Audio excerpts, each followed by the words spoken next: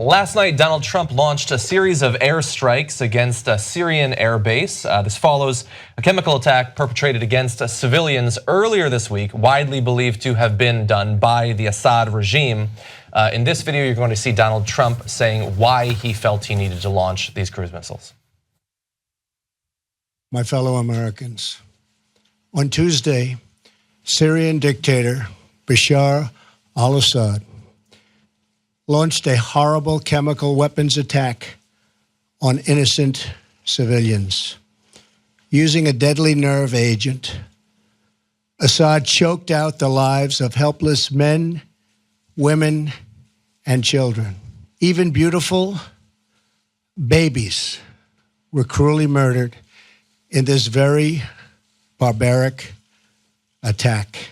Tonight, I ordered a targeted military strike on the airfield in Syria from where the chemical attack was launched. It is in this vital national security interest of the United States to prevent and deter the spread and use of deadly chemical weapons. There can be no dispute that Syria used banned chemical weapons, violated its obligations under the Chemical Weapons Convention, and ignored the urging of the UN Security Council. And so that address came shortly after the actual attack. I want to give you some of the details on what was done late last night. The Pentagon announced that 59 Tomahawk cruise missiles had been fired at al-Assad airfield in Syria. The missiles were aimed at Syrian fighter jets, hardened aircraft shelters, radar equipment, ammunition bunkers, sites for storing fuel, and air defense systems. Now, we believe, based on reports that have come out so far, that about 6 members of the Syrian armed forces died during the attack. Somewhere between 6 and 9 jets were destroyed as well. Although, interestingly, it seems like the actual the places where the aircraft land and take off from was largely undamaged because later on today, it was actually used by the Syrian Air Force to conduct attacks, I believe, in homes. So despite the attack last night at great cost, it was not actually taken out of commission. Just some of the jets that had been being repaired were destroyed. I think that is a critical part of the story. If they wanted to do a lot of damage and really punish them, they would have destroyed that strip. And they didn't. So I have a little bit more information on that. So we do believe that in the hours leading up to the attack, something like 100 members of the Russian armed forces were at that base. So of course, the US warned the Russian soldiers, not Kremlin specifically, but the actual soldiers at the base, that an attack was imminent. They didn't tell them whether to flee or to take shelter, but they had enough time to, we believe, move all of the Russians out of the area and most of the Syrian soldiers as well. And based on video footage that's been taken, most of the Syrian jets that were operational were moved out of the bunkers and into the open where they wouldn't be targeted by the missiles. It was only the jets that were in bunkers for repair and were not operational that were actually destroyed. Now, some people see this and they think, well, look, Trump warned the Russians, in fact, talking to them before Congress knew about it. And so that's an indication of collusion. I don't think that makes any sense. I think, of course, you're not going to risk killing Russian soldiers there, but you do have to understand the consequences of warning Russia, because they're Syria's ally, which means that if you warn Russia, you warn Syria. And if you really wanted to take out this base and you really wanted to destroy the planes, by having to warn Russia, you have stopped that from being a possibility. Now, after the attack, Russia said that it's going to bolster Syria's air defenses. Although importantly, they chose not to use their air defense systems in the area that we struck last night, which would have been a disaster, of course, if Russia had been theoretically firing at American military materiel. They also deployed a frigate to the Mediterranean Sea. There was a tense standoff between a US ship and a Russian ship. We got a little bit more information from an official reporter for Voice of America who said that a US military official said they specifically did not target the runways at the base because they don't want to damage Russia's long-term ability to use the base. And the Tomahawk cruise missiles that were used were of the precision variety, not cratering, which would be used to actually, in the long term, destroy the ability to launch jets from that place. So tensions incredibly high between the US and Russia today, but the actual damage to the base is relatively minor, although again, 6 members of the Syrian armed forces did lose their lives. Okay, first let me make a goofy comment before getting to the serious stuff. In the midst of this enormously serious story, they have Trump go out there and read from a teleprompter because they're not going to have him try to adult words on his own. And then he, nonetheless, even though it's written in the prompter, he's like, beautiful babies. And you're like, Jesus Christ, man, you just made us laugh in the middle of the Syrian war story. Like, because he's such a, what is it with the Republicans and goofball presidents? They can't, with Bush and, if I had a magic wand now and a beautiful babies. Okay, now on to serious stuff. Look, the more I look at this story, the more I don't like it, the more it's fishy. Here's what I'll tell you. There's civilian deaths all over Syria, all over this war that has lasted years and years and years. At a minimum, 207,000 civilians have been killed in this war. Some estimates have it as high as 400,000. At a minimum, 24,000 beautiful babies have been killed in this war. Seriously, 24,000 children, civilians, obviously killed in this war. Recently, there was a strike by the Syrian government that killed 42 civilians. Now, that was not sarin gas, by the way, Turkish government saying now, based on the checking the bodies that were killed, believe that it was sarin gas. Okay, but we didn't do anything for those hundreds of thousands of civilians deaths. We didn't do anything. We didn't do anything. But we also killed a lot of civilians there as well. And then that gets to our point, which is that that our strikes in Raqqa, which is in Syria, have killed 130 civilians. There was 80 civilians killed in the poison gas attack. In the last month, we've killed 130 civilians and wounded 170 in Syria in our attacks. So the UN didn't take action there. Now, the reason I tell you all that is not for moral equivalence, etc. I'm just saying that as the US government, the US media, and the United Nations selectively decide what they are going to get outraged by. Yeah. So at any point, they could have put pictures of babies up there and all said, okay, we got to go now. But for all those years, as all those kids died, they decided not to put up the pictures, and the US government decided not to act. But all of a sudden now, and I get it, it's a chemical attack. It's illegal. It's illegal, it's worse, yada, yada. It's not the first chemical attack since the chemical weapons were supposedly taken away. The UN concluded that in 2014 and 2015, there were at least 3 chlorine gas attacks by the Syrian regime. So at a bare minimum, I want you to understand and acknowledge that somebody or a number of people made a decision to get outraged at this moment in time for some reasons. They could have chosen, they had plenty of opportunities. It's not that this isn't outrageous, it is, the bombing. It's just that they had plenty of opportunity to get outraged at 1,000 outrageous things that already happened in the Syrian civil war. But now we've decided we're gonna beat those war drums. Now, why that is, super interesting conversation. That's a little bit more speculation. But a decision was made here, and it wasn't just because, oh golly gee, we found out civilians are dying in Syria. Yeah. Now, we've also announced through our military that this is likely not the end of our involvement, that there might be follow-up measures as well. Russia is saying there will be consequences, we'll have to pay for what we've done. So you have that to look forward to over the weekend, that should be fun. But other information came out because obviously the investigation into the chemical attack is still ongoing. I've been doing a lot of independent reading, but what's it? They're investigating it now? You mean after we bomb them, they're gonna investigate it? Oh, they're still investigating since Tuesday. Yeah, since Tuesday. Okay. Like we said, Turkey has been investigating bodies, looking at the symptoms that they suffered from to try to decide exactly what chemical it was. But they concluded for sure that it was Syria that did this. I don't know that they've concluded for sure that it's Syria. I believe that they think the evidence is that Syria did it. Okay. I believe that it was sarin gas. They think it might have also been a joint sarin and chlorine gas attack. I believe Jimmy Dore Esquire over there is making a point that perhaps that we might have acted rashly without fully knowing who actually did the attack. Would we really do that if lives were on the line though? I don't think so. Now we also found out from senior military officials today, they said that there's evidence that a drone belonging either to Russia or Syria was seen hovering over the site of the chemical weapons attack on Tuesday after it happened. The drone left and then returned late in the day as citizens were going to a nearby hospital for treatment. Shortly afterward, officials say the hospital was bombed. The officials say they believe the hospital attack may have been an effort to cover up evidence of the attack.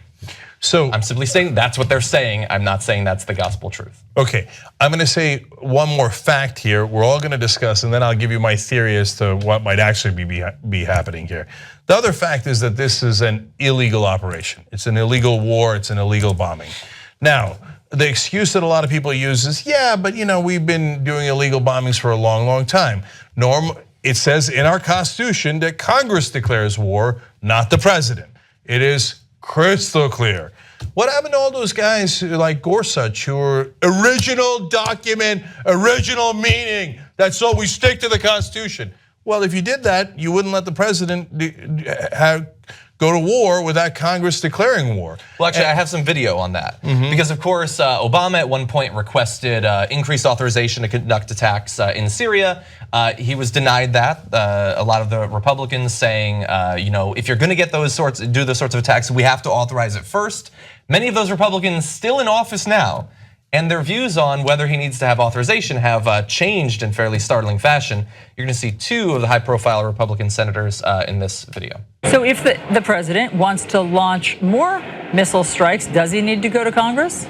It depends on the circumstances. If it is in response to an exigent circumstance or an immediate threat to our national interest, then I don't believe the president needs to come before Congress. As the commander-in-chief, he has the right to pursue that. I think that this is not a situation that requires an AUMF authorization for the use of military force. We passed one back in 2001 and 2002, I believe, and the previous president thought that it authorized what we were doing in that part of the world, and I expect this president thinks the same. If he wants to engage in a broader conflict, then I certainly think he needs to come to Congress, and it would behoove him to do so because Congress has to pay for it. We have to appropriate the money for that, but that's not where we are right now. Well, the interesting question is what actually qualifies as a broader conflict? So if 60 Tomahawk missiles is a limited targeted strike, what if it was 100 or 200, or what if it continued for several weeks?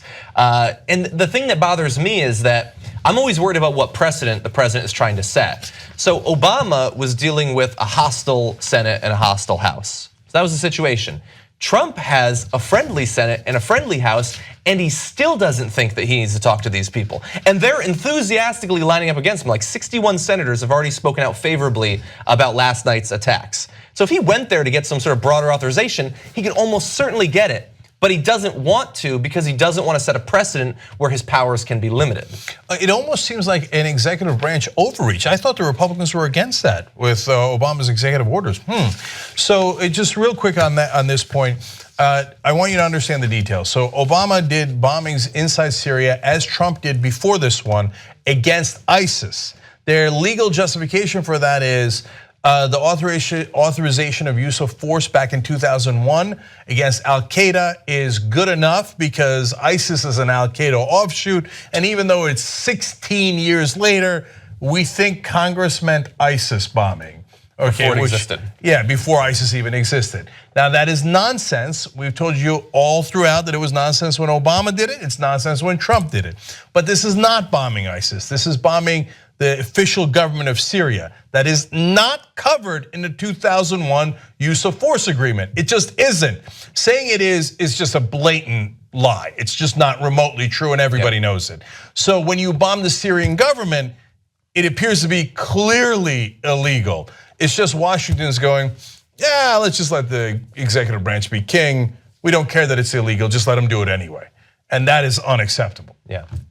Well, getting back to your point about these civilians, I mean, in any of these conflicts, in any of these bombings, they're just pawns.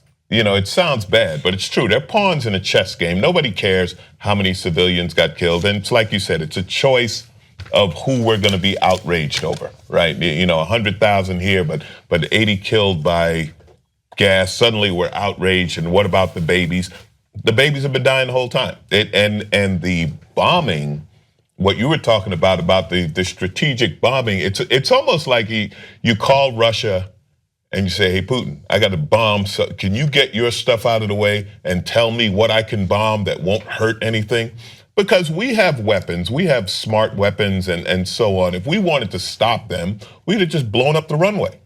Planes can't take off if you blow up a runway. If you seriously wanted to stop them, and that was the purpose of this, it would be you just blow up the runway so planes can't take off, right? So this is, it's ego, it's flexing of muscles, it's the appearance of doing something, and unfortunately that works. Yeah. That the vast majority of people are like, yeah, bomb them. You know, that's the American way, right? And that's what works. And that's why you're not gonna waste time going to Congress, because that's part of the muscle flexing. I'm not waiting for Congress to argue about this. I'm acting right now. You know, it's sadly, it's all a show.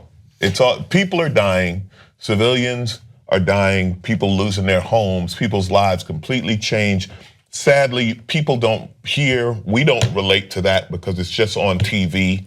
We don't know these people personally, you know what I mean? It's not like your cousin is suddenly homeless or your grandmother's house got bombed. That would be a totally different thing. This is all a big show. Yep, and by the way, on the imminent part of this, well, I had to go right now. Marco Rubio said, well, I mean, Trump had to do it because it's a threat to a national security interest. And it's okay if it's an imminent threat. Wait.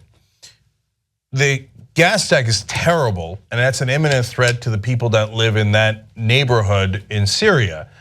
How's it an imminent threat to the US? You have an exception to Congress declaring war, but the founding fathers were very clear about it. Only if the US is being invaded. Hey, the British just landed in Baltimore.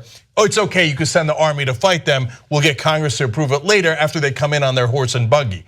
That is not the situation at hand. First of all, we don't have to, we can act a little quicker than they did back then. And second of all, this is clearly not an imminent threat against the United States. Yeah. So if that really is, so if the theory that Trump and Russia colluded to do this pretend attack on Russia, I'm okay with that. I think that's great.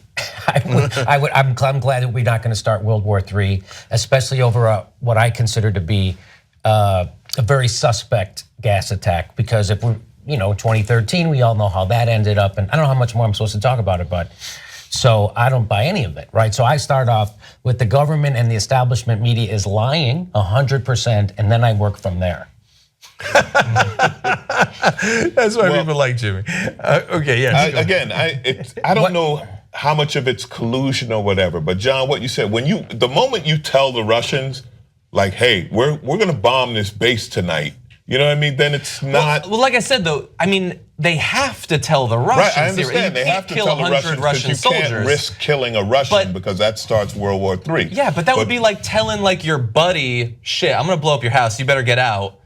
I'm sure he won't tell his wife. No, you're gonna tell the wife. Like, so what's the point of saying you're really trying to harm this thing if you know that completely rationally you can't, because you have to warn the Russians, they will clearly warn the Syrians. No, guys, so you guys all had it. It's the runway. The answer is in the runway.